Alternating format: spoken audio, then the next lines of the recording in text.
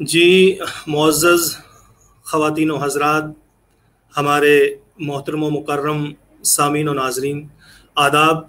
मैं इरफ़ान आरिफ तहरीक बक़ाए उर्दू के अपने इस इल्मी अदबी प्रोग्राम में एक बार फिर से आपके रूबरू हूँ, लेकर नए मेहमान।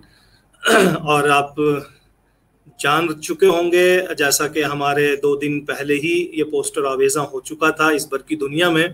अशोक कुमार शर्मा पारस जी हैं, तो इनकी मेज़बानी के फ़राइज़ अंजाम दे रही हैं प्रतिमा सिन्हा साहिबा, जो इस वक्त तो बनारस में है, लेकिन इनका इस वक्त इंडस्ट्री के साथ, या मैं यूँ कहूँ कि ये मुकीम हो चुकी हैं मुंबई की। तो प्रतिमा सिन्हा, आपका भी इस्तकबाल है, आपको खैर मकदम कहता हूँ, आदाब कहता हूँ। एक बार फिर से हम हाजिर हुए हैं।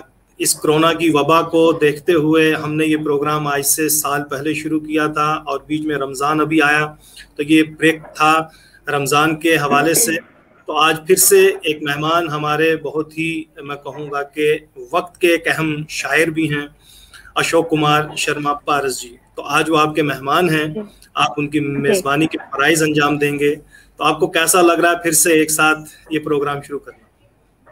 बहुत बहुत शुक्रिया इरफान साहब। सबसे पहले तो आपका शुक्रिया करूंगी तहरीक बक़ाए उर्दू की जानिब से जो ये प्रोग्राम शुरू किया था हमने। ये हमारा 1 साल पूरा हुआ है। मई 2020 में हमने शुरू किया था ये, और मई जी, 2021 ये है। और शुक्र है कि ये मई बीत जाने के पहले ही इसका दूसरा सिलसिला भी, तीसरा मैं कहूँगी, शुरू हुआ, क्योंकि बीच में हमने एक बार और ब्रेक दिया था। हम लोग कुछ चीज़ों को फिर से रिवाइज और रिवाइंड करने के लिए थोड़ा रुकते हैं फिर चलते हैं। थोड़ा थोड़ा सा रुक के कुछ सोचना भी ज़रूरी है। तो शुक्रिया कि फिर से प्रोग्राम शुरू हुआ। जैसा कि आपने मुझे बताया था कि रमज़ान को देखते हुए आपने इस प्रोग्राम को थोड़ा सा ब्रेक दिया था, और हम सभी इंतज़ार कर रहे थे कि फिर से ये नया सिलसिला कब शुरू होगा। तो इसके लिए बहुत बहुत शुक्रिया अदा करूँगी, और मुझे इसमें जोड़ा शुरू शुरू में ही, इसके लिए भी आपका बहुत बहुत शुक्रिया। उम्मीद करते हैं कि जिस तरीके से और जिस जोशो खरोश के साथ हम अब तक करते आए हैं, ये सिलसिला आगे भी ऐसे ही जारी रहेगा इंशाल्लाह।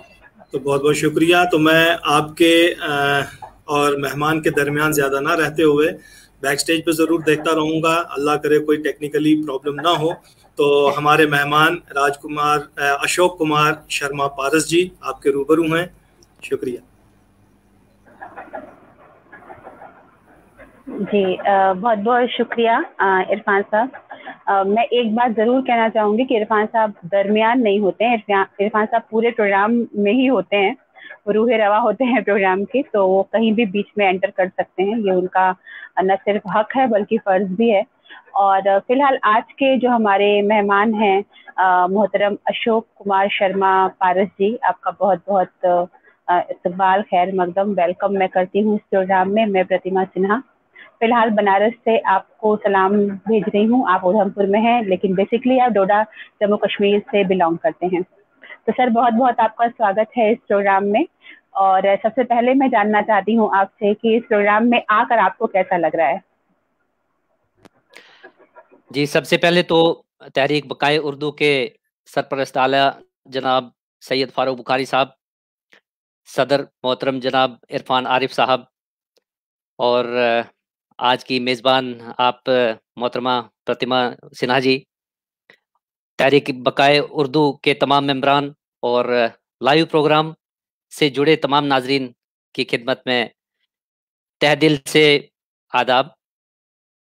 और ये तहरीक बक़ाए उर्दू की बहुत ज़रा नवाज़ी है कि मुझे आज इस प्लेटफ़ॉर्म पे आने का मौका दिया है, और मुझे बहुत मुसर्रत है इस चीज़ की कि आपसे रूबरू होने का मौका मिला है, और अपनी बात नाज़रीन तक पहुँचाने का आपने मौका फ़राहम किया है। इसके लिए बहुत-बहुत शुक्रिया।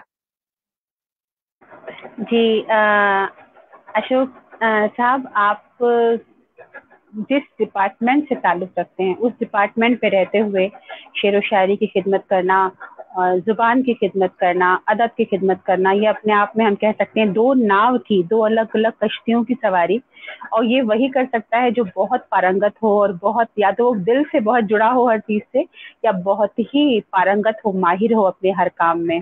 और जो आपके साथ तखल्लुस लगा है, आपका उपनाम जिसे हम हिंदी में कहते हैं पारस, तो हम सब जानते हैं कि पारस एक ऐसा पत्थर होता है जिसके छूते ही लोहा भी सोना बन जाता है। तो हम उम्मीद करते हैं कि आपकी जो मौजूदगी रही होगी अब तक अपने आस-पास वालों के साथ ऐसे ही रही होगी कि आपके साथ जुड़कर वो मुकम्मल हुए होंगे और ज़्यादा अच्छे हुए होंगे, और हमारा प्रोग्राम ख़ास तौर पे आज का ये एपिसोड भी कुछ ऐसा ही होगा। मेरा पहला सवाल कह लें आप, या जो हमारा तरीका है या जो मेरी अपनी आपसे जानने की ख़्वाहिश है वो यही होगी कि अपने बारे में कुछ बताएँ, तफ़सील से बताएँ, शुरुआत से बताएँ अपनी तरबियत के बारे में, तालीम के बारे में, शुरुआती ज़िंदगी के बारे में। जी। मोहतरमा, मेरी पैदाइश जो है 18 मार्च सन 1972 में हुई है। और मेरी जाए पैदाइश जो है शशिपुरा कुल्हांड, ये गाँव है ज़िला डोडा में। और ये सराज एरिया पड़ता है। बेसिकली जो चनाब वैली है, चनाब वैली की नॉर्थ में जो पड़ता है एरिया, वो सराज एरिया है। और यहाँ पे जो रामबन डिस्ट्रिक्ट आपने सुना होगा नाम, जो नेशनल हाईवे जो वैली को जाता है, उसका उसके साथ एक इलाका देसा पड़ता है। तो देसा से ये सराज एरिया शुरू होता है और डोडा से होता हुआ और आगे एक डिस्ट्रिक्ट आता है किश्तवाड़, जिसका एक जनरल एरिया जो है वो कुंतवाड़ा है। तो देसा से लेके डोडा से होते हुए कुंतवाड़ा तक ये जो है सराज एरिया है। तो सराज एरिया के आप समझे कि वस्त में मेरा गाँव कुल्हांड पड़ता है। और मैं जो है वहाँ पे कुल्हांड से जो है मैंने अपने जो है सारी इब्तदाई तालीम वगैरह जो है मेरी वहाँ से ही शुरू हुई है। तो सराज एरिया में कुछ 2-3 ज़बानें जो हैं लोकली बोली जाती हैं। एक तो सराज़ी है, उसमें कुछ सराज़ी ऐसी बोली है कि जिसमें संस्कृत के वर्ड्स भी हैं और उर्दू भी बोली जाती है उस एरिये में। और कश्मीरी जो है, कश्मीरी भी ख़ास लैंग्वेज है उस एरिया में। तो ये जो है सराज एरिया का जो है कंपोज़िशन इस तरह से बड़ा यूनिक है अपने आप में।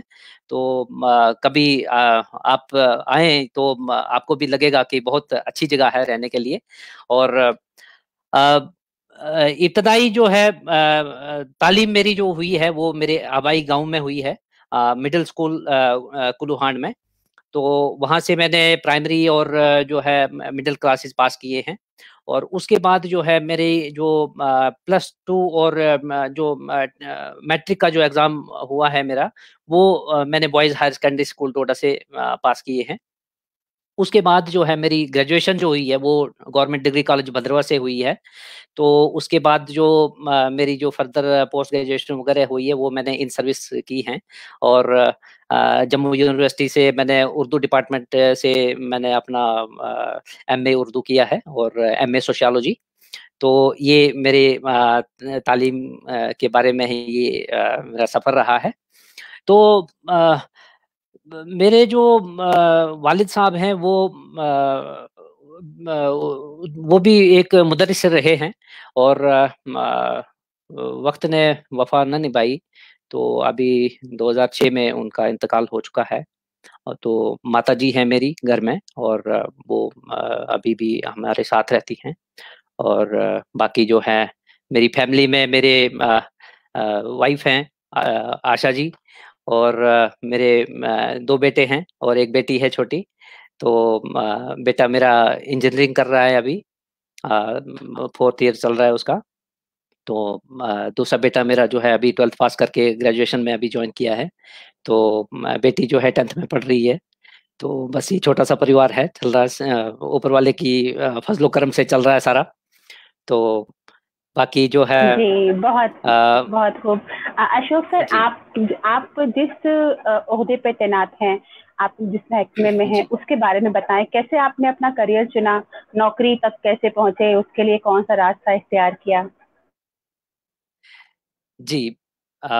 सबसे पहले तो मैं इसका श्रेय तो मेरे फादर साहब को देता हूँ, मैं पिताजी को, जिन्होंने मुझे प्रॉपर गाइडेंस की और इस लायक बनाया कि मैं कहीं एडजस्ट हो पाया। मेरे वालिद साहब जो है वो टीचर थे खुद, तो उनकी ख्वाहिश थी कि मैं भी एजुकेशन डिपार्टमेंट ज्वाइन करूं, लेकिन मेरा कुछ मिजाज इस टाइप का है कि मैंने जो है उस चीज़ को मतलब कि ज़्यादा तवज्जो नहीं दी उस वक़्त, और क्योंकि मेरी जो तबीयत है वो थोड़ी दूसरे टाइप की है, तो मैंने अपने आप को फिट समझा कि कोई बेल्ट फोर्स की नौकरी करूँ मैं। तो फिर मीनवाइल जब मैंने ग्रेजुएशन की तो फिर पोस्टें निकली थी, यहाँ पे भर्ती हो रही थी जे&के पुलिस की, तो वहाँ पे हम भी चले गए अपने कुछ साथियों के साथ, तो गए टेस्ट देने के लिए और हमने क्वालिफाई कर लिया। तो नेचुरली है कि फिर जब लिस्ट में नाम आ गया तो हमने सर्विस ज्वाइन कर ली। तो तब से हम इस जे&के पुलिस जो बहुत बड़ा परिवार है हमारा, तो इसका सदस्य हैं। एक बहुत ही कमाल की बात आपने अभी कही कि आप थोड़े दूसरे मिजाज के इंसान हैं, और ये बहुत ही सुनने में जिसे कहते हैं ना कि आपको इसको समझना पड़ेगा या समझाना पड़ेगा, और हम तो समझ पा रहे हैं क्योंकि आप तहरीक बकाए उर्दू के प्रोग्राम में हैं, आप उर्दू जुबान से जुड़े हैं, शायर हैं, तो हम आपका समझ सकते हैं कि एक दूसरा मिजाज जो है वो क्या है और कितना खूबसूरत होगा। हालांकि मैं आपको बता दूं कि आप पुलिस में हैं, पुलिस कहीं की भी हो बहुत बहादुर मानी जाती है, लेकिन खास तौर पे जे&के की पुलिस की जब बात आती है तो हम उसको सैल्यूट करते हैं कि जिस तरह के खतरों में रहते हुए वो आवाम के लिए अमन के लिए काम करती है, तो सैल्यूट है उस पुलिस को, आपके जरिए हम पहुंचाएंगे। इरफान साहब हमारे बीच हैं और शायद वो कुछ पूछने के लिए या मुझे कुछ रास्ता दिखाने के लिए हैं, तो मैं उनको कहती हूँ। वही मिसरा सुन के मतलब इनकी वो बात सुन के मुझे अपना मिसरा याद आया कि मैं आदमी कुछ अलग मिजाज का हूँ। मैं सिर्फ इन तक, क्योंकि हौसला बढ़ता है हमारे मेहमान का भी और हमारे जो सुनने वाले हों और खुद हमारा भी। बहुत अच्छा लगा। इस वक्त आपको सलाम भेज रहे हैं बर्लिन जर्मनी से अनवर जहीर रहबर साहब, तो वो कह रहे हैं कि नमस्ते बर्लिन जर्मनी से, आज बहुत दिन बाद यानी तबीयत की नासाजी थी, आपका इस प्रोग्राम में इस्तकबाल है, आपको देख पा रहा हूँ। और उनके साथ साथ हमारी तरफ से बहुत बहुत शुक्रिया। जी जी, तो सैयद शौकत हुसैन काजमी साहब हैं, ये रिटायर्ड केएस ऑफिसर हैं, ये भी कह रहे हैं कि अशोक कुमार पारस जी आपका इस्तकबाल है, मोहतरमा प्रतिमा साहिबा को भी। राकेश दिलबर सुल्तानपुरी साहब आपको आदाब कह रहे हैं। फरहत परवीन साहिबा हैं, ये लंदन से हैं तो लंदन से ये भी कह रही कि बहुत दिनों बाद प्रतिमा तुम्हें देखा, इस्तकबाल, और इस प्रोग्राम को देख रही हैं। मोहम्मद उमर फारूक साहब हैं, अब्दुल मजीद साहब हैं, तैयब साहब हैं, ये जो भी हैं इस वक्त, क्योंकि मैं एक डिवाइस पे देख रहा हूँ तो तकरीबन 10-15 जगह ये शेयर भी हुआ है, तो मैं तमाम नाजरीन का शुक्रिया अदा करता हूँ कि वो हमारा हौसला बढ़ाते हैं। और हमें भी अच्छा लगता है कि चाहे वो बर्लिन हो या इस वक्त लंदन हो, हमें देखा जा रहा है। खुद हमारा हिंदुस्तान, हमारे पड़ोसी मुजाहिद अंसारी साहब, आपका बहुत बहुत शुक्रिया। तो मैं कुछ ना कहते हुए बस, क्योंकि बात चली, मुझे आपने जो शशिपुरा कहा मुझे बहुत अच्छा लगा, मैंने खुद ये नाम पहली बार सुना। इस बीच में आपने एकेडमी ज्वाइन करने के वो सारे जो मनाजिर हैं कैसे तय किए, वो बातें आपने रखी, तो बहरहाल सवाल तो प्रतिमा ही करेंगी, लेकिन जिस एकेडमी में आप हैं उसमें भी आपकी कुछ खिदमात हैं, तो ये प्रतिमा साहिबा खुद ही पूछे तो अच्छा लगेगा। मैं बस यही आप तक ये सलाम पहुंचाने आया था। बहुत बहुत शुक्रिया। बहुत बहुत शुक्रिया। नहीं, इस प्रोग्राम के फॉर्मेट में एक ये भी रूल है कि जो कुछ मुझसे छूट जाता है वो इरफान साहब लेके चलते हैं, और मुझसे बहुत कुछ छूट सकता है क्योंकि मैं थोड़ा सा इमोशन में बह जाती हूँ। इरफान साहब एकेडमिक तरीके से उसको बहुत सिस्टमेटिक तरीके से पूछते हैं, तो मैं जो जहाँ से बात मैं अभी छोड़ रही थी वो यही थी कि आप आदमी थोड़े दूसरे मिजाज के हैं, और वो मिजाज आपको शेरो शायरी उर्दू अदब की ओर लेके आया। कहाँ अदब, कहाँ पुलिस या रौब। तो एक सवाल मैं थोड़ा बैक में जाके फिर पूछूंगी कि आपका उर्दू से राब्ता कब हुआ?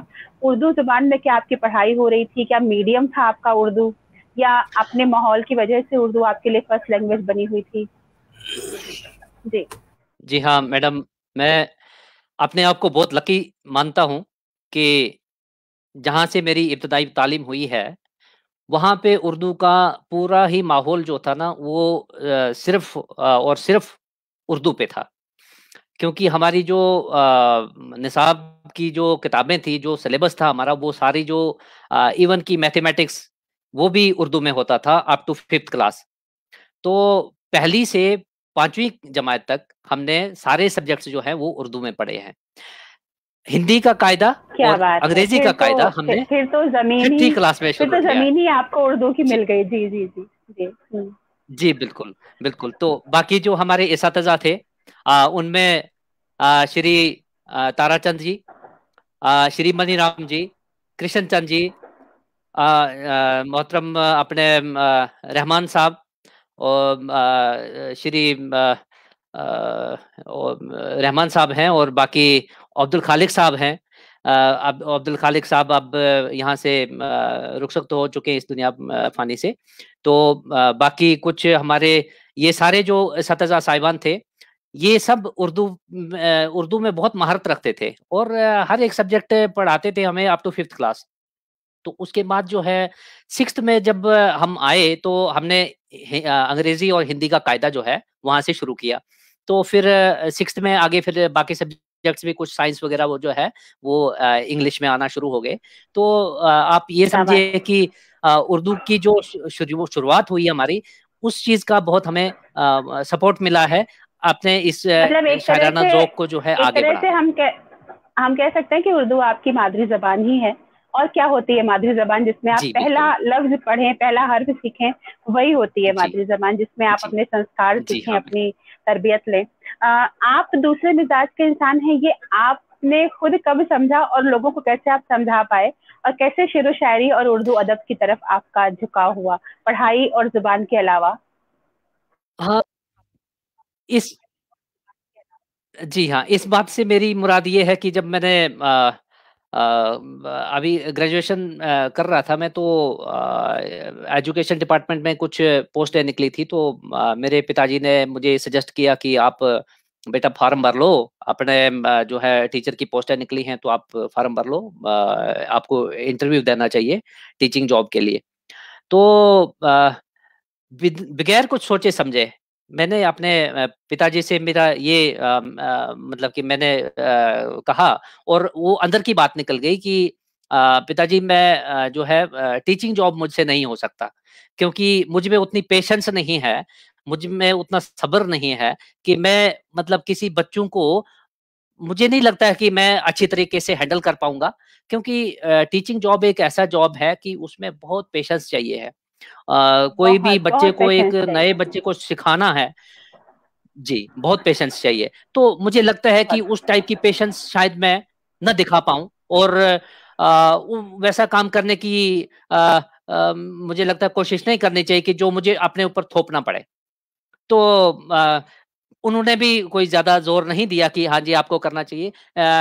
फिर उन्होंने कहा कि ठीक है, आप डिसाइड कर लीजिएगा, जो आपको करना है वही कीजिए। तो फिर कुछ महीनों का वक़्फ़ा हुआ बीच में, तो जे-एंड-के पुलिस में जो है यहाँ पे कोई एडवर्टाइज़मेंट निकला था, तो हमने फॉर्म अप्लाई किया वहाँ पे, तो हमारी जॉब लग गई। तो फिर उसके बाद मेरा प्रमोशन भी हुआ, तो प्रमोशन के बाद जो है मेरी पोस्टिंग यहाँ पे पुलिस अकेडमी उधमपुर में है। यहाँ पे जो जे-एंड-के पुलिस की ट्रेनिंग अकेडमी है, जहाँ पे हमारे ऑफ़िसर्स को ट्रेन किया जाता है। तो आजकल मेरी तैनाती यहाँ पे उधमपुर में है, तो जी, पिछले कुछ सालों से यहाँ पे ही हूँ। तो बहुत मतलब जी। कि जितना हो सकता है हम अपने डिपार्टमेंट को सहयोग कर रहे हैं यहाँ पे। अशोक अशोक साहब, मैं अब एक जी, शायर से मुखातिब होना चाहती हूँ।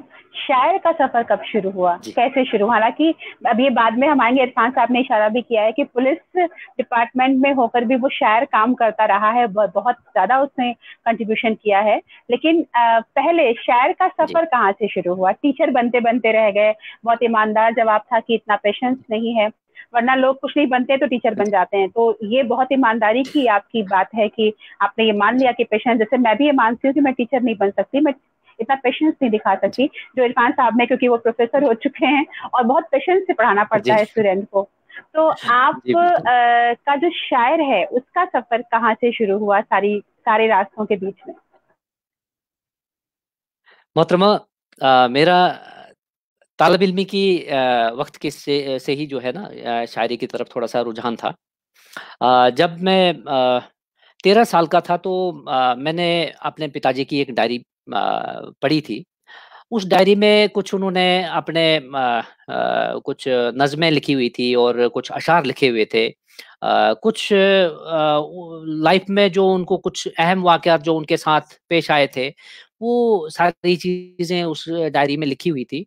तो मुझे इत्तेफ़ाक हुआ कि वो डायरी मुझे पढ़ने के लिए मिली। तो मैंने जब वो उसमें जो नज़में लिखी हुई थी पिताजी की और जो अशार थे कुछ उसमें, तो वो जब मैंने पढ़े तो मुझे कुछ शायरी की तरफ जो है मेरा रुझान होने लगा।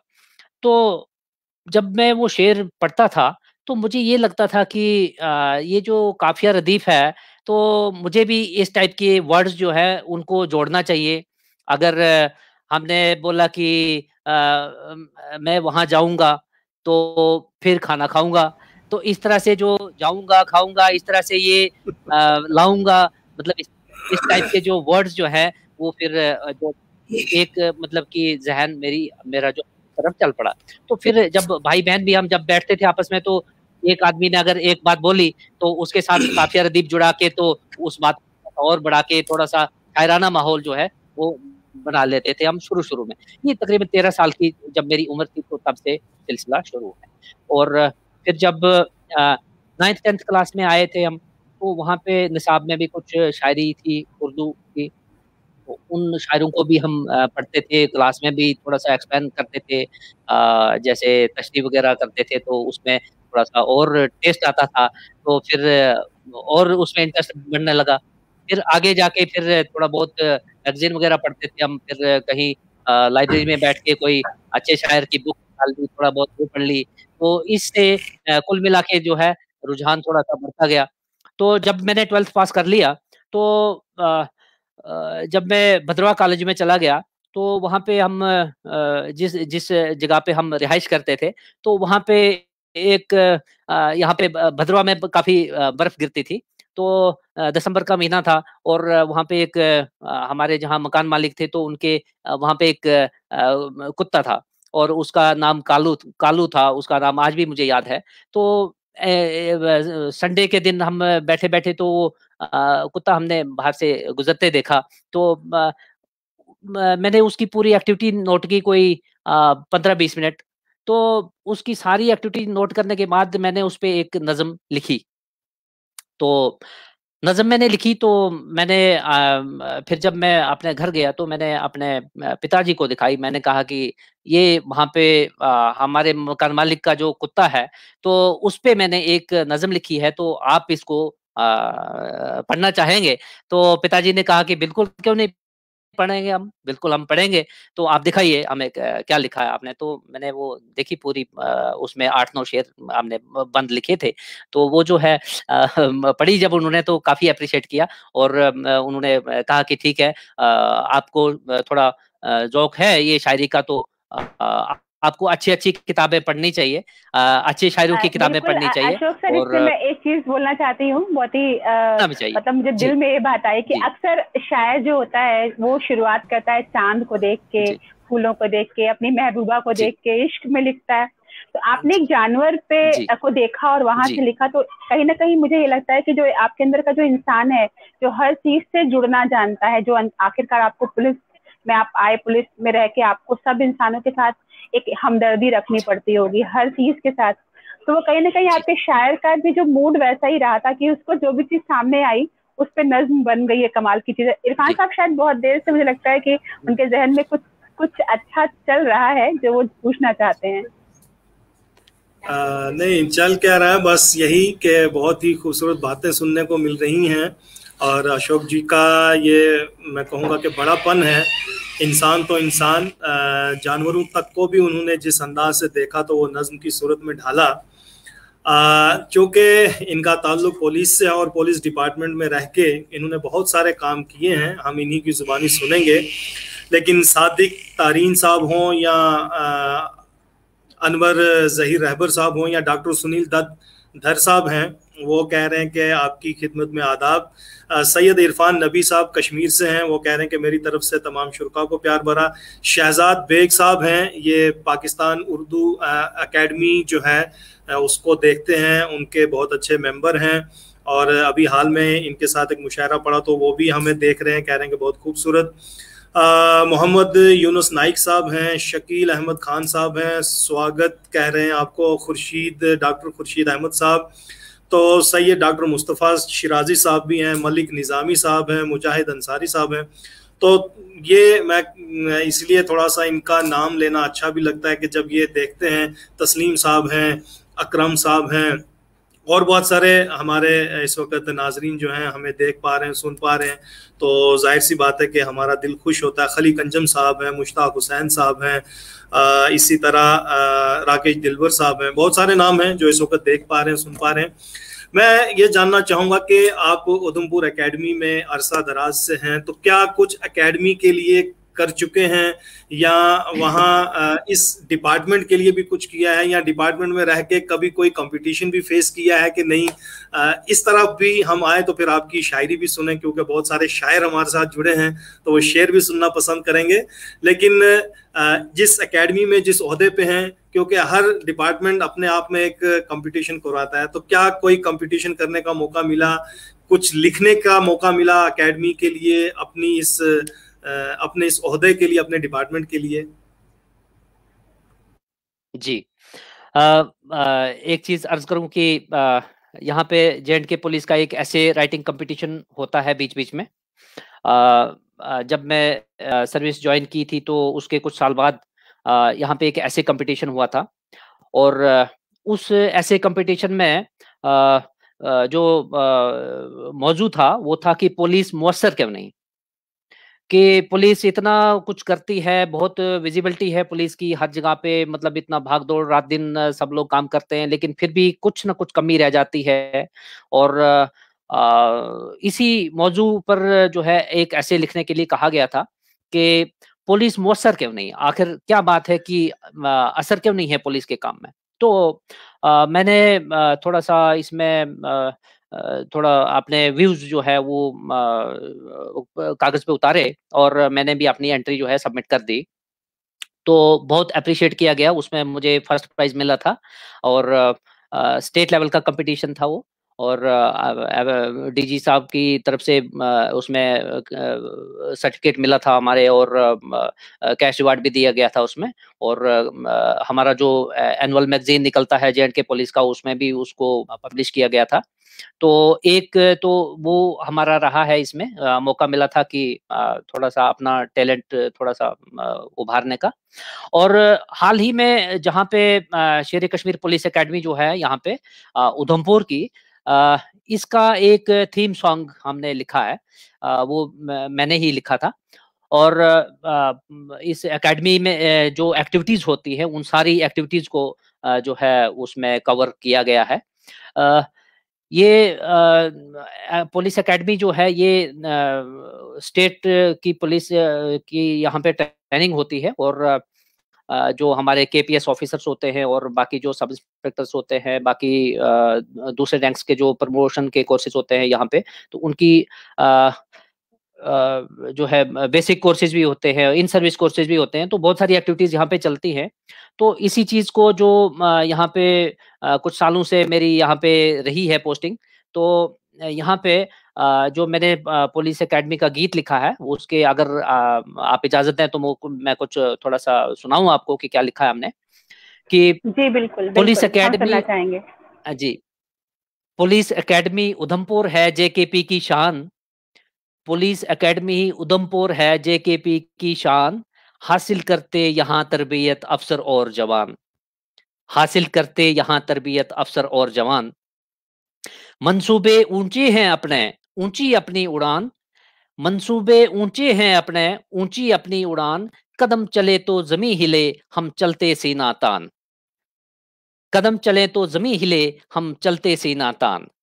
रब्त व ज़ब्त को कायम रखते देते ये पैगाम, रब्त व ज़ब्त को कायम रखते देते ये पैगाम, हो कानून की बालादस्ती चाहे जो हो अंजाम, हो कानून की बालादस्ती चाहे जो हो अंजाम। मश्क पे अपनी रश्क करें, डालें वो बुनियाद, मश्क पे अपनी रश्क करें, डालें वो बुनियाद, फौलादी हैं इरादे अपने फौलादी हो जान, फौलादी है इरादे अपने फौलादी हो जान। फर्ज निभाएंगे वर्दी का हो मुश्किल या आसान, फर्ज निभाएंगे वर्दी का हो मुश्किल या आसान, मुल्क और कौम की खातिर हम दे देंगे अपनी जान, मुल्क और कौम की खातिर हम दे देंगे अपनी जान। बागी दागी हम न बनेंगे, अज़्म यही दोहराते हैं, बागी दागी हम न बनेंगे, अज़्म यही दोहराते हैं, सच्चे मुहाफिज बन के हम सच पे लाएंगे ईमान, सच्चे मुहाफिज बन के हम सच पे लाएंगे ईमान।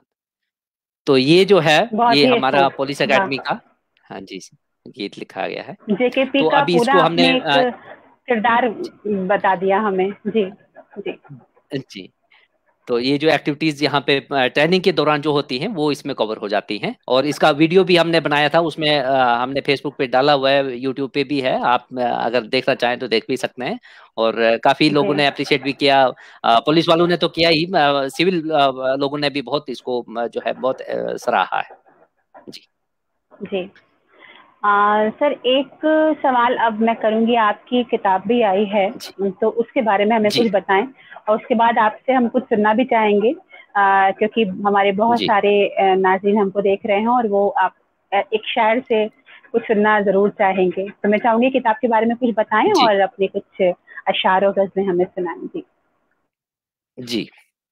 तो मोहतरमा, ये आहटें नाम से ये शेरी मजमुआ जो है मेरा छपा है, और ये आहटें, और इसका जो है यहाँ पे रस्म रूनुमाई हुई थी 19 अप्रैल को जम्मू में, यहाँ ऑडिटोरियम है गुलशन ग्राउंड में, यहाँ पे हमारे additional DGP doctor SD Singh Jamwal साहब ने इसका जो है रस्म रूनुमाई की थी, और इसमें डिपार्टमेंट ऑफ उर्दू जो है उसके HOD जो है अपने रियाज साहब, वो भी मौजूद थे वहाँ पे, और बाकी कुछ और भी मौजूद मेहमान थे वहाँ पे हमारे। तो आहटें बेसिकली मेरी शायरी का मजमुआ है, और इसमें 130 गज़लें टोटल हैं। ये गज़लें कुछ मैंने जो शुरू की मेरी शायरी है, जब कॉलेज टाइम की जो मैंने कुछ गज़लें लिखी हुई हैं उसमें वो शामिल हुई हैं, और कुछ गज़लें जो है सर्विस के दौरान भी कुछ लिखी हुई हैं। तो कुल मिला के पुराना नया कुछ कलाम है इसमें। तो जी 130 सर, गज़लें जो हैं ये 130 लिखी हैं। गज़लें, 130 गज़लें जी, मतलब अच्छा खासा नंबर है ये। तो वाकई में जी, अपनी नौकरी और बाकी चीज़ों के बीच में आपने इतनी गज़लें आप कह पाए, ये बहुत बड़ी बात है। तो हम आपकी कुछ खास, जी, जो आपको लगता हो कि आपकी खास गज़लें हैं, वो हम सुनना चाहेंगे। जी, ज़रूर कुछ अर्ज़ करूँगा मैं। अ,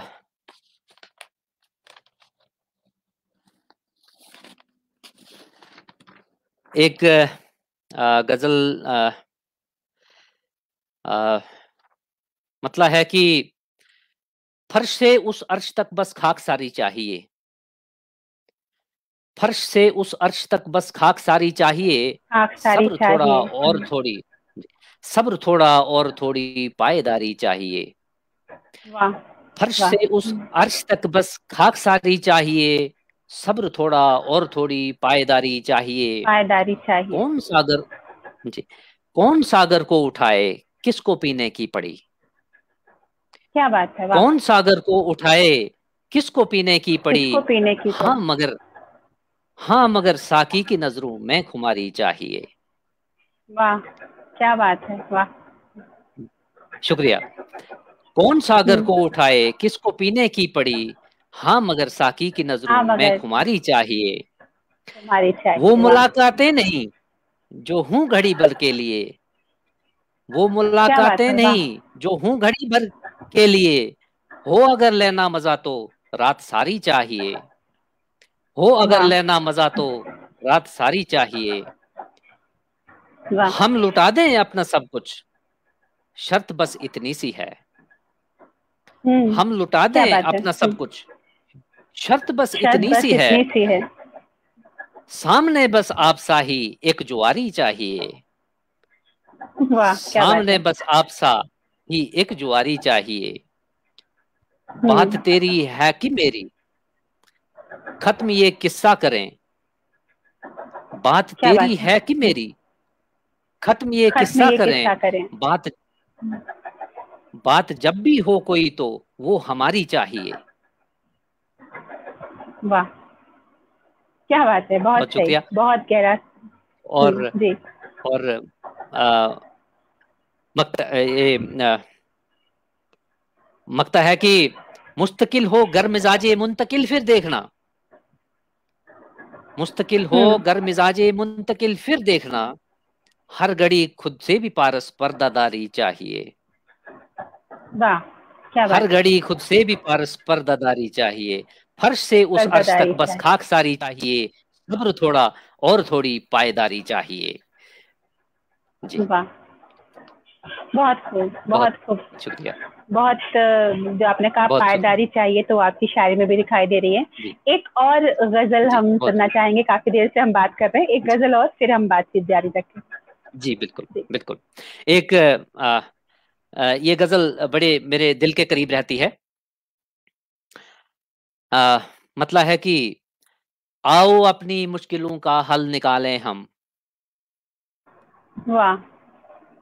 आओ बेशक। अपनी मुश्किलों का हल निकालें हम। अपने जहनों दिल से गुजरा कल निकालें हम। क्या बात है, अपने ये बहुत जहनों बड़ी बात।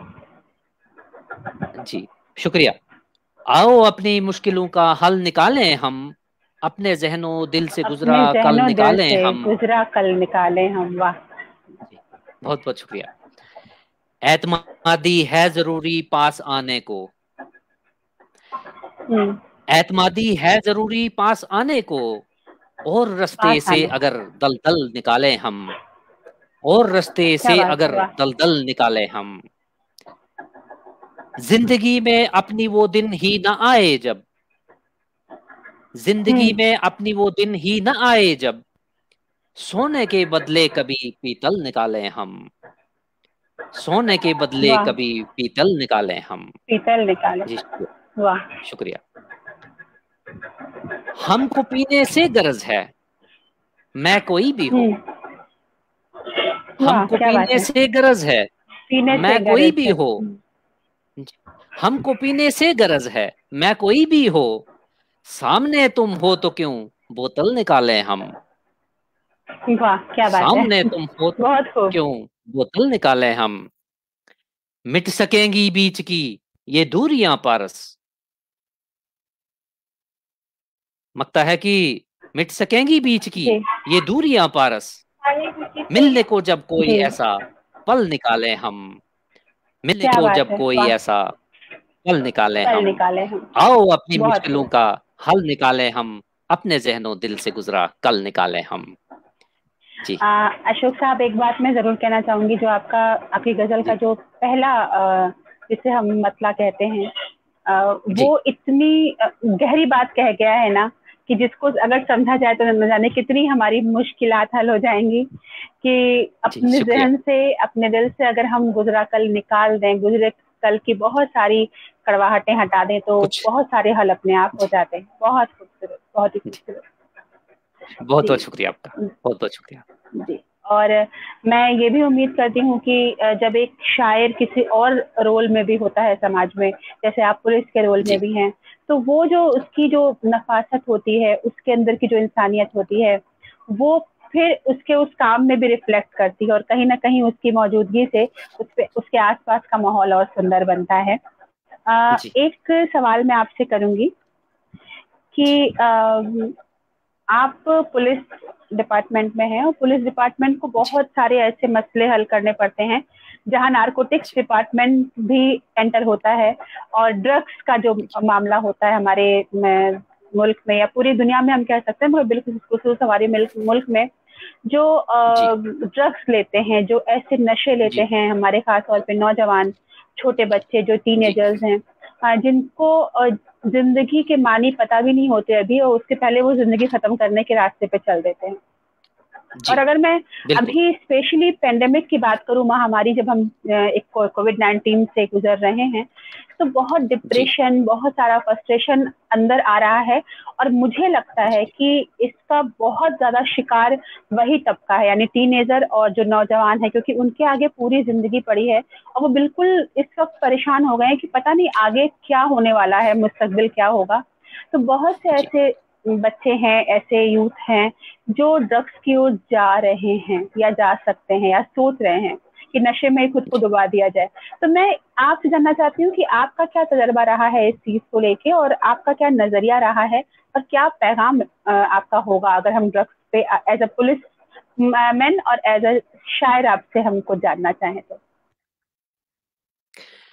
मोहतरमा, ये बहुत बड़ी वबा आज के समाज में फैली हुई है कि मनशियात का बेजा इस्तेमाल जो है नौजवान नस्ल जो है कर रही है। आए दिन यहाँ पे कितने ही केसेस यहाँ पे रजिस्टर होते हैं कि जिसमें मनशियात पकड़ी जाती हैं, लोग जो है मनशियात लेते हुए पकड़े जाते हैं। कितने अगल-बगल में नज़र दौड़ाई जाए तो पेपर रोज भरे होते हैं कि फलां जगह पे ड्रग्स पकड़े गए, फलां जगह पे जो है किसी ने सुसाइड कर लिया, फलां जगह पे जो है ड्रग्स का जो है सेवन करते हुए पकड़े गए लोग। तो ये सब जो है बहुत बहुत वबा फैल चुकी है, और नौजवान नस्ल जो है इसमें ज़्यादा मुलव्वस हो रही है। नौजवान जो है हमारे वो इसमें जो है बहुत मुतासिर हो रहे हैं। इसमें कोई शक नहीं कि समाज में कुछ ऐसी बातें हैं कि जिससे लोग डिप्रेशन में चले जाते हैं, लेकिन नशा करना किसी मुश्किल का, किसी परेशानी का कोई हल नहीं है। जो लोग इस लत के शिकार हो जाते हैं, उनका वापसी का रास्ता जो है बहुत मुश्किल हो जाता है कि वो इससे वापस आ सकें, बहुत मुश्किल है। इसलिए नौजवानों से यही अपील है हमारी कि इस रास्ते पे जाने से अपने आप को बचाएँ। इसमें कोई शक नहीं कि समाज में कई तरह के लोग रहते हैं। ये समाज एक ऐसा गुलदस्ता है, इसमें अच्छे भी हैं, बुरे भी हैं, पढ़े-लिखे भी हैं, अनपढ़ भी हैं, बेरोज़गार भी हैं, रोज़गार वाले भी हैं, हर किस्म के लोग जो हैं मिलके समाज बनता है। कुछ लोग अपने थोड़े से फ़ायदे के लिए नौजवानों को जो है गलत राह पे ले जाते हैं, और नौजवान इस चीज़ का जब तक समझ पाएँ इस चीज़ को, इसके नुकसानात जो इसके नुकसानात क्या हैं, उन उस तक जब तक उनकी समझ पहुँचती है, तब तक बहुत देर चुकी हुई होती है। तो हमारी यही अपील है कि समाज को बनाने में लोगों का जो है बहुत रोल है। हम जैसा समाज चाहते हैं, उसके लिए हमें कुछ न कुछ तो हर एक आदमी का फ़र्ज़ है, वो अदा करना चाहिए। अ, कोई कहे कि पुलिस जो है हर एक आदमी के पीछे नज़र रख सकेगी, ऐसा लगता नहीं है कि कोई आदमी कहाँ से किस सोसाइटी में गलत संगत में पड़ जाता है, वो जब तक पुलिस तक वो खबर पहुँचती है, तब तक वो आदमी काफ़ी जो है उस चीज़ में आगे बढ़ चुका होता है, और फिर केस रजिस्टर करने से या मतलब कोई और करने से वो तो डेटरेंट मेजर्स हैं कि चलो जी थोड़ा-सा ये कर लिया जाए कि इनको मतलब कि दूर रखा जाए। डी एडिक्शन सेंटर्स चल रहे हैं यहाँ पे तकरीबन काफ़ी सारे डिस्ट्रिक्ट्स में इस वक़्त पुलिस के डी एडिक्शन सेंटर्स चल रहे हैं। तो वहाँ पे चलो जो लोग मनशियात का शिकार हो जाते हैं तो उनको वहाँ पे थोड़ा बहुत ट्रीटमेंट दिया जाता है, और बहुत सारे लोग रिकवर भी कर गए हैं। लेकिन उनकी हेल्थ जो है बहुत अफ़ेक्टेड हो जाती है ड्रग्स की वजह से। तो इसलिए जो है समाज में मतलब इन्वॉल्व होने से पहले ही इस चीज को रोकना, बच्चों को इस चीज से बचाना, ये पहल होनी चाहिए। और इसमें हमारे जो बुजुर्ग लोग हैं वो भी या जो पेरेंट्स हैं उनका भी कुछ फर्ज बनता है। बहुत सारे लोग जो हैं बाद में पछताते हैं कि जब कोई बच्चा किसी का सुसाइड कर लेता है या कहीं मतलब कि ड्रग्स के ओवरडोज की वजह से जो है उसका कोई नुकसान हो जाता है, तो फिर वो पछतावे के सिवा कुछ हाथ नहीं आता है उनको भी। तो इसलिए पेरेंट्स को भी मोहतात रहना है और बच्चों को खास करके अच्छे बुरे की तमीज रखनी चाहिए कि क्या हमारे लिए अच्छा है, क्या बुरा है। वो तो समझ में आ ही जाता है, लेकिन मनशियात जो है बहुत एक बुरी ये एक वबा है सोसाइटी के लिए। दरअसल और हम लोग यही मैसेज भी देंगे सर आपकी तरफ से भी, अपनी ओर से भी, कि हाँ, नशा अगर करना इतना जरूरी है, नशा करने का इतना ही शौक है, तो उर्दू का नशा कीजिए, शेरो शायरी का नशा कीजिए, जिंदगी का नशा कीजिए, मोहब्बत का नशा कीजिए। ये नशा मत कीजिए जो आपको मौत की तरफ ले जाता है। जी, इरफान साहब हमारे साथ फिर हैं और मैं इरफान साहब को कहूंगी कि आप कुछ सवाल आप करें अपनी ओर से। जी जी, इसके साथ ही जुड़ी हुई एक और बात मैं यहाँ पे रखना चाहूंगा, अगर इरफान भाई भी इजाजत दें तो। जी जी जी जी, आज जो सोशल मीडिया है, जो इंटरनेट है, वो एक बहुत बड़ा रोल जो है इसमें प्ले कर रहा है कि लोग राब्ते में आ जाते हैं और उनका एक्सेस हो जाता है गलत लोगों के साथ। वहाँ से उनकी सोसाइटी जो है वो एक ऐसा हिडन प्लेटफॉर्म इनको मिल जाता है कि किसी को कानो कान खबर नहीं होती, और तब तक वो बच्चे जो हैं बहुत दूर निकल जाते हैं। आप देखें कि ये इंटरनेट और access use of mobile, social media जो है, बच्चे रात-रात भर जागते हैं और सुबह जब होने वाली होती है तो बच्चे सोते हैं। बहुत जगह पे आप ऑब्जर्व करेंगे, और ये भी एक निशानी है एडिक्शन की। इंटरनेट एडिक्शन जो है, ये भी ठीक बात नहीं है बच्चों के लिए, क्योंकि इससे इनकी पढ़ाई भी सफ़र होती है और जो है वो जो जेन्युइन काम है उससे वो उनकी अटेंशन जो है डाइवर्ट होके दूसरे कामों में लग जाती है।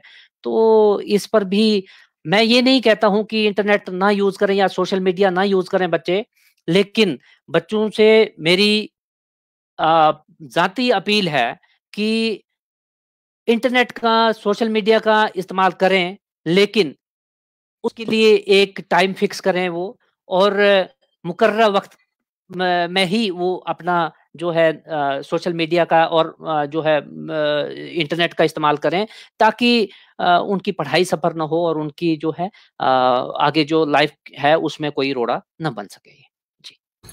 बहुत खूब सर, और हमें उम्मीद भी थी कि एक शायर और फिर पुलिस वाला, इससे यही पैगाम हमें मौसूल होना था। शुक्रिया पिंकी राणा साहब, मुमताज़ साहब, दारक गिरी साहब, अनवर साहब, राकेश साहब, अहमद फराज साहब, जितने भी हमारे, मुकम्मल हुसैन साहब, फैज़ आबाद, खालिद आबादी साहब, इमरान शमसी साहब, सुल्ताना खान साहिबा, जो भी हमारे नाजरीन हैं, आप सबका शुक्रिया अदा करते हुए मैं अशोक साहब महसूस कर रहा था कि आप, चूँकि इस वक्त हम पेंडेमिक में देख रहे हैं कि जिनको भी हम फ्रंट लाइन वॉरियर्स कह रहे हैं, वो चाहे डॉक्टर्स हों, नर्सिस हों, पुलिस हो, आर्मी हो, उस बीच में आप भी हैं, लेकिन आप फ्रंट लाइन वॉरियर्स होने के साथ साथ एक शायर भी हैं। तो क्या इस माहौल पे कभी कुछ तबाज़मई की, कुछ ऐसा कोई नज़म, कोई गज़ल ऐसी तख्लीक हो पाई जो आपने महसूस किया हो? जी मोहतरम, ज़रूर। इसमें अब तकरीबन 1.5 साल होने लगा है कि दुनिया सारी जूझ रही है इस वबा से, और शायरी तो बिखरी हुई है, रास्तों में है, पत्थरों पे है, पेड़ों पे है, और बहते हुए पानियों में है, हवाओं में है, आसमानों में है। शायरी ही शायरी है हर जगह पे। और कोविड जो है, कोविड भी कुछ इसका भी कुछ रोल रहा है। ये भी शायरी में, शायरी के लिए इसने भी कुछ मवाद दिया है, और हम, अगर आप इजाज़त दें तो कुछ सुनाना चाहूँगा मैं इसमें भी। जरूर जरूर जी। एक पहले जनरल कोरोना का जो जनरल इफेक्ट है उस पे कुछ अशार आपके सामने रखता हूँ। एक नज़म लिखी है मैंने कि रक्से कोरोना ये जब तक रहेगा, रक्से कोरोना ये जब तक रहेगा, कोई सुकून से नहीं जी सकेगा। क्या बात है। रक्से ये रक्स कोरोना ये जब तक रहेगा, कोई सुकून से नहीं जी सकेगा।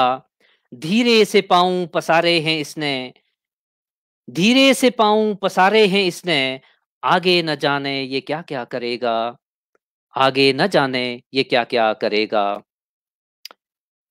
मातम ज़दा सारी दुनिया हुई है, मातम ज़दा सारी दुनिया हुई है, दहशत का माहौल कब तक रहेगा। जीने की कोई तमन्ना न होगी, जीने की कोई तमन्ना न होगी, हर कोई घाव ही इतने सहेगा, हर कोई घाव ही इतने सहेगा। जो लोग बीमार हुए इससे, वो भी सुकून से नहीं हैं। भले ही वो ठीक हो गए हैं, लेकिन अभी ठीक नहीं कह सकते उनको।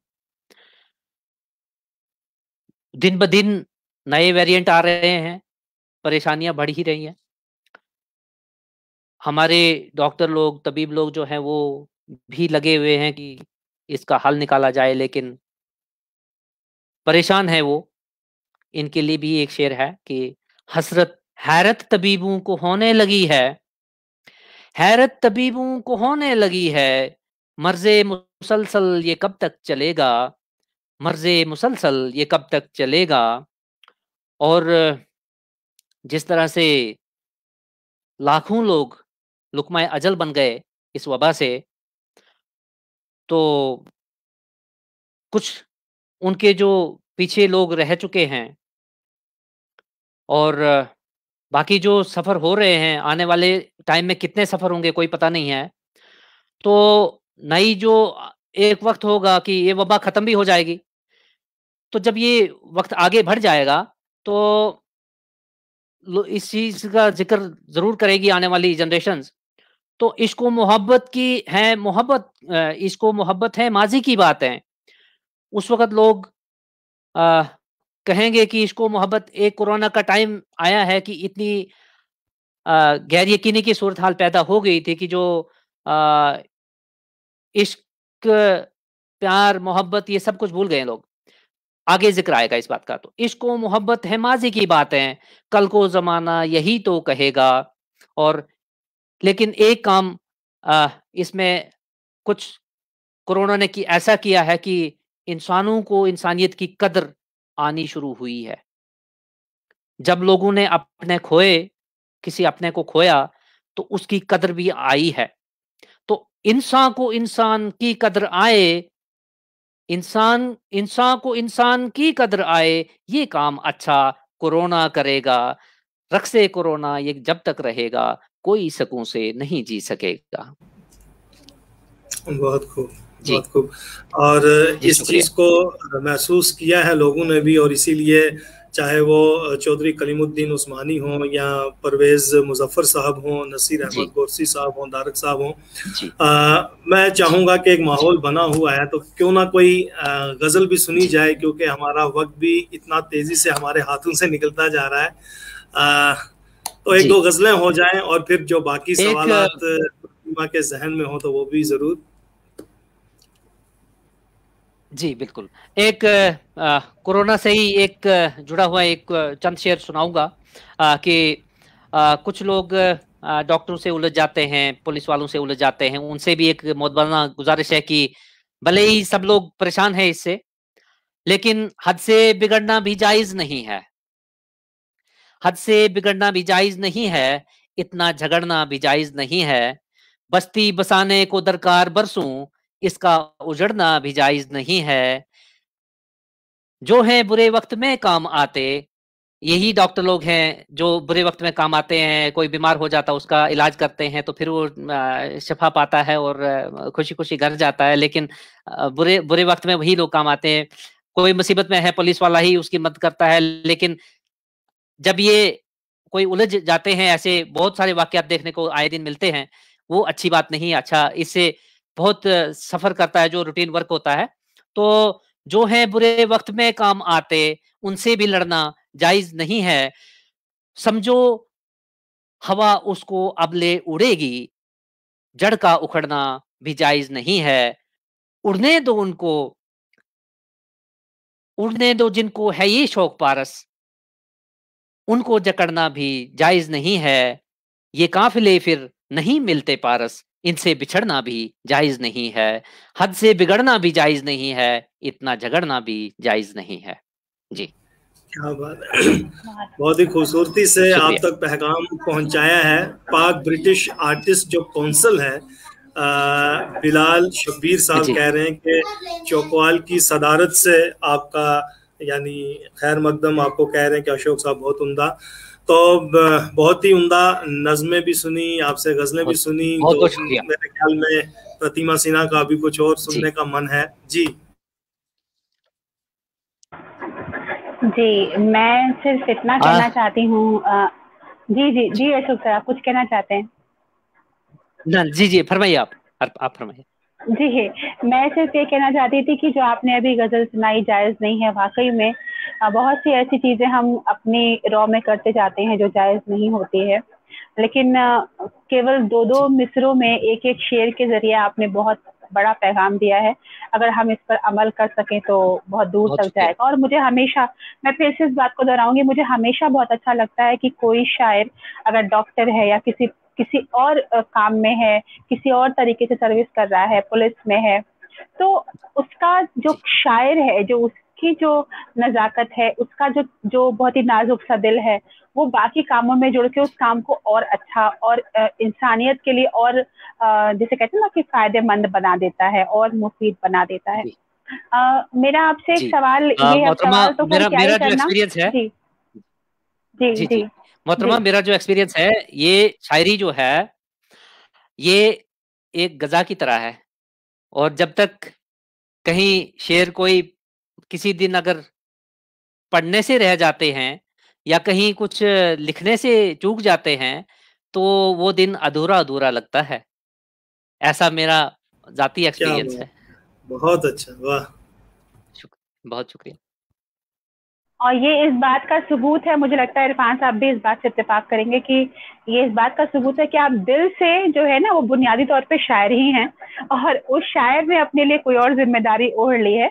तो हमें भी उम्मीद है कि वो जिम्मेदारी भी शायरी की तरह ही नफासत से की जाएगी और बहुत ही खुलूस के साथ की जाएगी। मेरा एक सवाल तो नहीं कहूंगी, मेरे एक जानने की मेरी एक ख्वाहिश है कि आपने 130 गजलों की किताब को शाया करवाया, और 130 गजलें मैंने पहले भी कहा कि बहुत हैं। 130 गजलें लिखा जाना और खासतौर पे एक नौकरी करते हुए बहुत बड़ी बात होती है।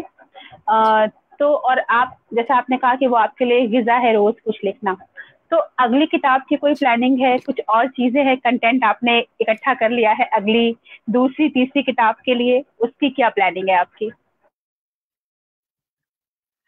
जी मोहतरमा, जिस तरह से नामुसाइद हालात हैं, कुछ कहना फ्यूचर के लिए, मुस्तकबिल के लिए कुछ सोचना एक ख्वाब जैसा लगता है, लेकिन उन उम्मीदों पे दुनिया कायम है। बहरहाल शेरी मजमुआ के लिए कुछ और मटेरियल भी है मेरे पास, और आने वाले टाइम में उस पे अभी नज़रसानी कर रहा हूँ। और जो ही तैयार हो जाता है तो कोशिश करेंगे कि सभी अपने साथियों से, दोस्तों से और मिलेंगे और उनसे उनसे कलाम सुनाएंगे भी उनको। और कुछ नज़में भी लिखी है मैंने, और नज़मों का भी उम्मीद है कि एक मजमुआ जो है बन जाएगा। और आने वाले वक्त में अगर ऊपर वाले ने चाहा तो नज़मों का भी एक जो है मजमुआ हम मंजर आम पे लाने की कोशिश करेंगे। तो बस आपकी नेक ख्वाहिशात चाहिए हैं इसके लिए। बेशक बेशक, हमारी नेक ख्वाहिशात आपके साथ हैं। और वैसे भी हम शाम नज्म करने वाले हैं, तो अच्छा हो गया कि हमें पता लग गया कि आप नज्में भी कह रहे हैं। चूंकि 130 गजलें हैं और आहटें जो हैं बार बार दस्तकें भी दे रही हैं कि जहां हमने 130 गजलें सुना है कि भाई इस किताब में है, इस किताब के उतार चढ़ाव यानी कंपाइल होने से पूरी अशात तक यानी पब्लिश होने तक जो मराहिल हैं, जब हमारी मुलाकात जम्मू में हुई थी तो वो सरसरी बातें हमने सुनी थी, वो सारी बातें अब यहाँ कहना वक्त भी इजाजत नहीं देता। बहरहाल प्रतिमा, इन्होंने बहुत कोशिश और काविश, और इन्होंने एक इतना अच्छा मौका मुझे मौका नहीं बल्कि एक ऐसा किस्सा सुनाया कि किताब की अशात कैसे यानी मंजर आम पर ये किताब कैसे आई। वो जो मराहिल एक अजनबी इंसान कभी मसीहा बनकर सामने आता है तो पता भी नहीं चलता है। यही लॉकडाउन का वक्त था और जब ये किताब मुझे मिलनी थी, हम ऐसे ही बैठे एक पार्क में। एक तो वो पार्क पहली बार इनकी वसातत से मैंने देखा, जम्मू में रहते हुए अरसा गुजर गया तो राजेंद्र पार्क इन्होंने दिखाया। हम वहाँ बैठे हुए बात कर रहे थे तो इन्होंने कहा कि बस यही चौक था, यहाँ से मरहूम अरिश सहबाई गुजरे, और मुझे ऐसा लगा कि ये एक ऐसे शख्स हैं कि इनको मुझे मिलना चाहिए। यानी जब उनका इंतकाल हुआ वो हमारे लिए भी बहुत ही सदमा था, और फिर मैंने उन पर एक मजमून भी लिखा, दूसरे ही दिन वो पब्लिश भी हुआ। तो बहुत हमारे नामी गिरामी शायर हैं रियासत के। तो इन्होंने कहा कि मुझे ऐसा लगा, मतलब इतना दिल छू लेने वाला वाकया है, पता नहीं इन्होंने कहा अपनी गुफ्तगू के दौरान या नहीं, क्योंकि मैं बीच में से थोड़ा आगे पीछे हुआ, लेकिन मुझे उस वाकये ने बहुत छू लिया। इन्होंने कहा कि इस मुकाम पे हमारी, मतलब ऐसे ही जैसे हम एक फ्लैशबैक देखते हैं, कोई आया और गुजर गया, तो एक कितना खिंचाव हुआ कि मैं उनके घर तक पहुंच गया। मैंने कहा कि जी ऐसा लगा कि आपसे मेरा मिलना या मुझे अपना कुछ दिखाना। तो बहरहाल ये एक सबब बना था, आहटें जो है मंजर आम पर आई। वो बहुत अच्छा एपिसोड है, इनसे वो बातें, वो कहानी जरूर सुनेंगे कभी। लेकिन मैं आप तक या अपने नाजरीन तक ये पहुंचाना इसलिए चाह रहा था कि ये आहटें जो है महसूस की हैं इन्होंने जब ये पब्लिश नहीं हुई थी। ये मसवदा लेकर जम्मू आए और अचानक एक शख्स ऐसा मिलता है कि मुझे लगता है कि ये उसको दिखाना चाहिए, और उनको दिखाया, फिर उन्होंने उस पर लिखा भी है। और मैं लिखते लिखते रह गया, ये मेरी बदकिस्मती है, लेकिन इंशाल्लाह जरूर लिखूंगा।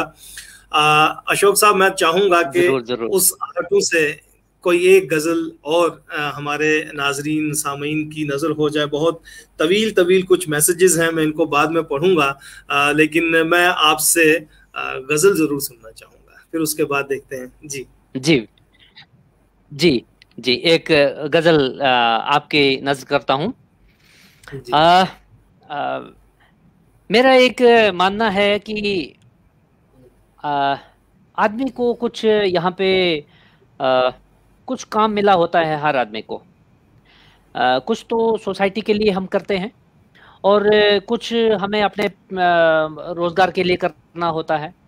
कुछ हमें हमारा फर्ज है, कुदरत की तरफ से भी हमें करने होते हैं कुछ काम, जो अगर नहीं करेंगे तो कई चीज़ें समाज की अच्छाई होते होते रह जाएगी।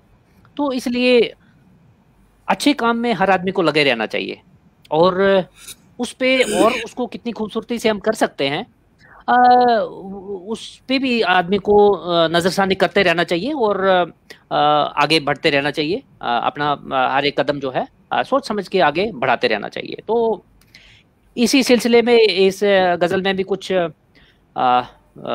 अशार मैंने इसमें कलमबंद किए हैं कि अपने शजर को देखिए, अपने समर को देखिए, अपने शजर को देखिए, अपने समर को देखिए, हर लफ्ज अपने गीत के ज़ेरो ज़बर को देखिए।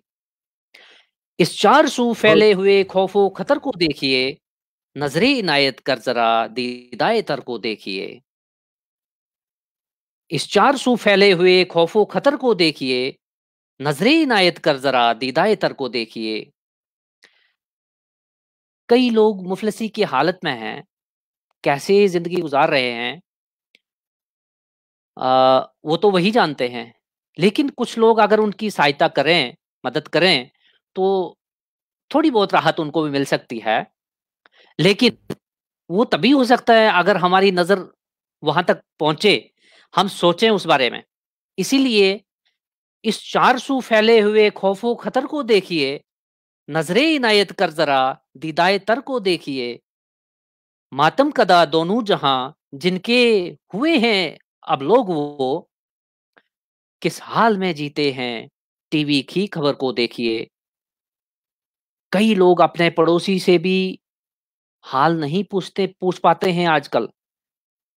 मादियत की जो दुनिया है इसमें आदमी आज का उलझ चुका है। मटेरियलिज्म बहुत ज्यादा आ चुका है कि मातम कदा दोनों जहां जिनके हुए अब लोग वो, खबर टीवी में आ जाती है लेकिन पड़ोसी को पड़ोसी की खबर नहीं होती है। मातम कदा दोनों जहां जिनके हुए अब लोग वो, किस हाल में जीते हैं टीवी की खबर को देखिए। ऊंची उड़ाने भर के भी गर हाथ कुछ ना आए तो, फिर छोड़ हस्ती गैर की अपने ही घर को देखिए। इस जिंदगी में दौड़ते रहना अहम है दोस्तों, इस जिंदगी में दौड़ते रहना अहम है दोस्तों, वरना यहीं पर आज ही झुकती कमर को देखिए। वक्त कब गुजर जाता है कोई पता नहीं लगता है। दौड़ में है हर आदमी, ऐसे में ही बुढ़ापा आ जाता है, पता नहीं लगता है कब वक्त गुजर गया।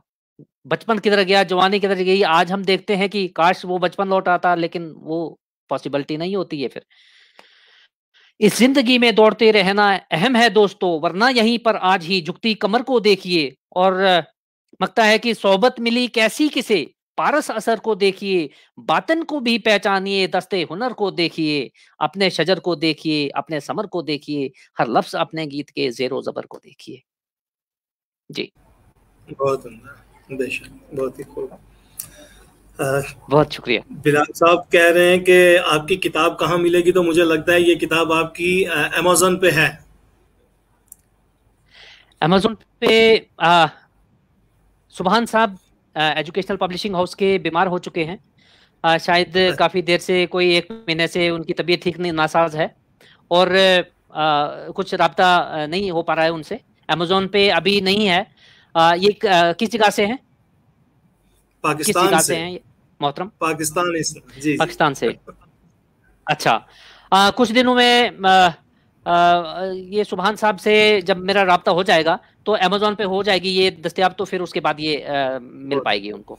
तो परवेज अगर इनका शहरयार एड्रेस साहब मिल जाए भी तो हम आपको इनको, कह रहे हैं कि जी जी, अगर मैं जी अगर जब तक वो नहीं है तो बहरहाल मैं आपको जी पहुंचा दूं कि परवेज शहरयार साहब आपका कलाम सुन के कह रहे हैं कि बहुत उम्दा। मीर साहिब हसन बम्बई से हैं, तरियाक निकालते हैं, हमारे बड़े भाई हैं, वो आपको कह रहे हैं कि बहुत अच्छा लगा। परवेज यानी जो मलिक ज़ादा मंजूर आपने बहुत सुना बहुत होगा, शुक्रिया। एक नाम हमारे अदब में बेहतरीन जी नाजिम की हैसियत से रहे हैं, तो उनके ये बड़े साहबजादे हैं, वो कह रहे हैं कि अच्छी गुफ्तगू लगी।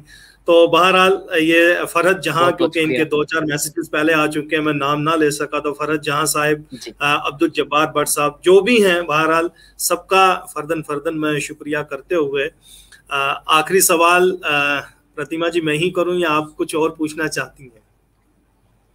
नहीं, बिल्कुल बिल्कुल, कंक्लूडिंग आपसे ही आए वो बेहतर होगा। जी जी, ऐसा है पारिस साहब के हमारी इस लाइव के वसातत से, हमारे इस प्रोग्राम की वसातत से एक अहम मुद्दा या एक अहम मकसद ये है जिसके लिए हम ये प्रोग्राम भी करते हैं कि तहरीक बकाए उर्दू। तो बकाए उर्दू के लिए, फ़रोग उर्दू के लिए, तरक्की उर्दू की कैसे हो, क्या कुछ ऐसे असबाब मुमकिन हैं जो हम कर पाएँ। तो इस हवाले से जो हमारी आने वाली नस्लें हैं, जो मौजूदा नस्लें हैं, आने वाला जो हम जिसको कल कह सकते हैं या मुस्तकबिल है, इसको मद्देनज़र रखते हुए हमारे नाजरीन के लिए, सामीन के लिए, ख़ासकर हमारे नौजवानों के लिए, शायरों के लिए, अदीबों के लिए आपका उर्दू के हवाले से इसकी बका, तरवीज, तरक्की, फ़रोग के लिए कोई ख़ास पैगाम?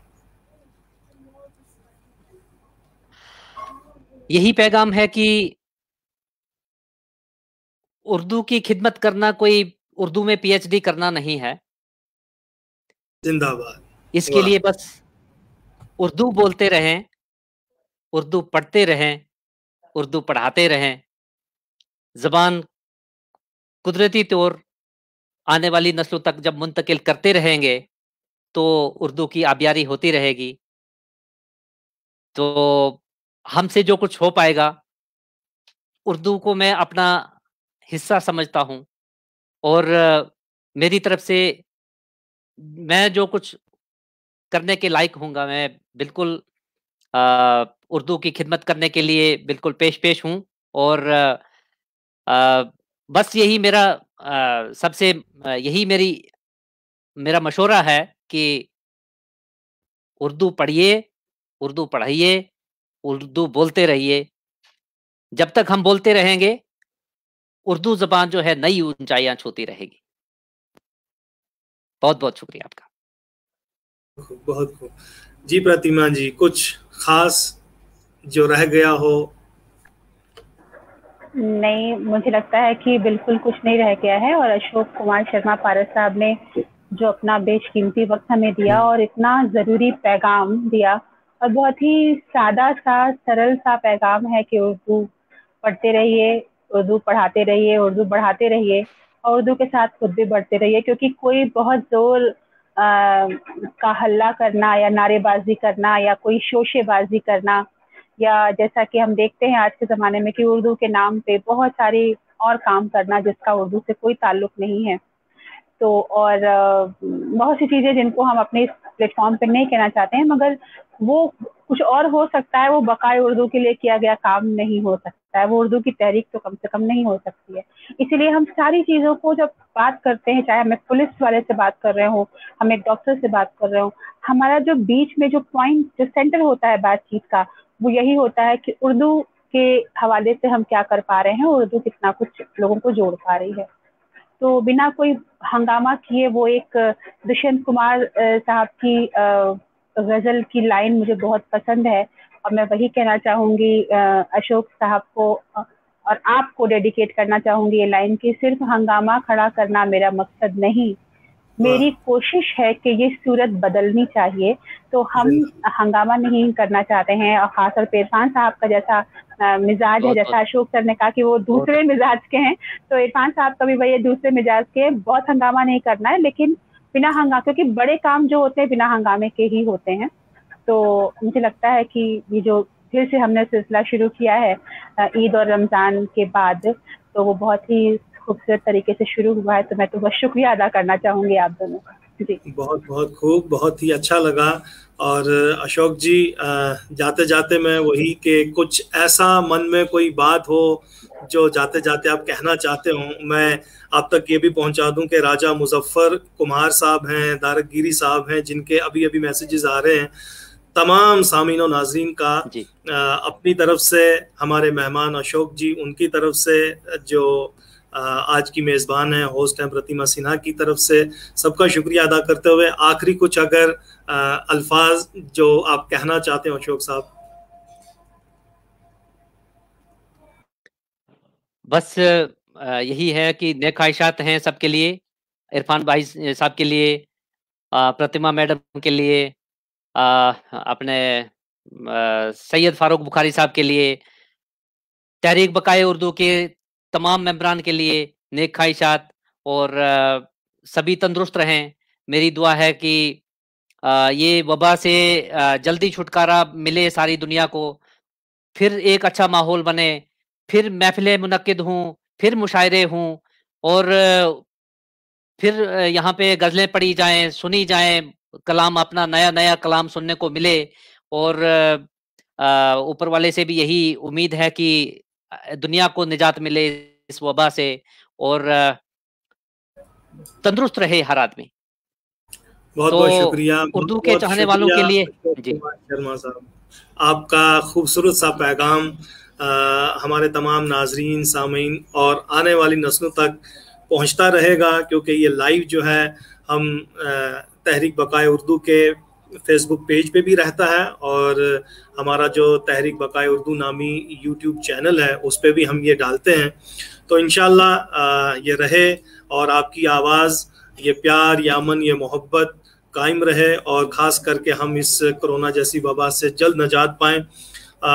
अमरजीत कौर नीर साहिबा, आपका शुक्रिया, और जितने भी हमारे सामीन अभी तक नाजरीन अभी तक देख पा रहे थे, सुन पा रहे थे, या इसके बाद भी जो सुनेंगे, उन सब का शुक्रिया अदा करते हुए एक ऐलान और करना चाहूँगा। कल देखना ना भूलिएगा BBC लंदन की मोतबर आवाज़, आप सब जानते भी होंगे, रज़ा अली आब्दी साहब को देखना ना भूलिएगा। उनकी भी एक लंबी कहानी है, यानी हमारे ही हिंदुस्तान से लंदन तक का सफ़र, फिर BBC की एक खूबसूरत आवाज़ बन बैठे हैं। उनका प्रोग्राम भी देखना ना भूलिएगा। जब तक के लिए खुदा हाफिज, शब्बा खैर, जय हिंद। बहुत बहुत शुक्रिया।